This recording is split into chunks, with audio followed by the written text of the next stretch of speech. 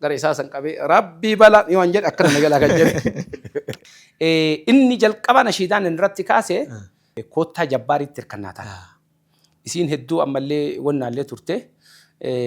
Maal ifi masjida keessatti ani da'waanii eegalee eega qabsoon eegalamtee koreen fala barbaaddu hawaasa musliimaa hidhamee booda isaan nani eegana ammallee hidhatti geessanii ani da'waa jalqabnaan namni wayii warra qaama wayyaanee yoo san masjida keessa keessee saffaa walaara taa'ee odeeffannoo jalaa dabarsu. Ihee sawiyyaa hunim da'waa laaqoomee amaariffaan dubbatan.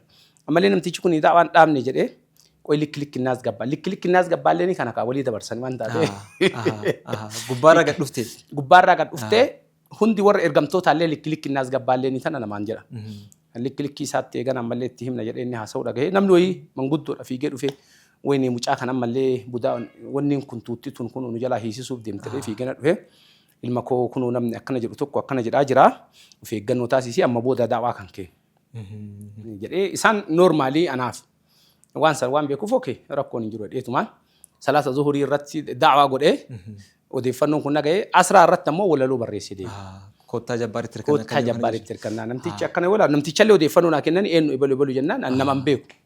Yoo akkana laalu saffaa masjiidaarra jira akkana irraa garagallee koottaa jabbaaritti hirkannaa irkoon naman baasu irkoon naman baasu namni jabbaaritti hirkatee yeroo kamuun qabunaasu yeroo kamuun qabunaasu zaalimman diinitti kaatee jedheeni akkana harka godhee ka'eeti gara isaa san qabee rabbii balaa yoo hin jedhe akkana nagalaa kan jedhe. Namni ammoo noormaalii andiristaandi waan godhee jiru. Itti deebi'inaan jedhanii akkasumatti itti deebi'ee koottaa jabbaaritti hirkannaan eegasii ni baate.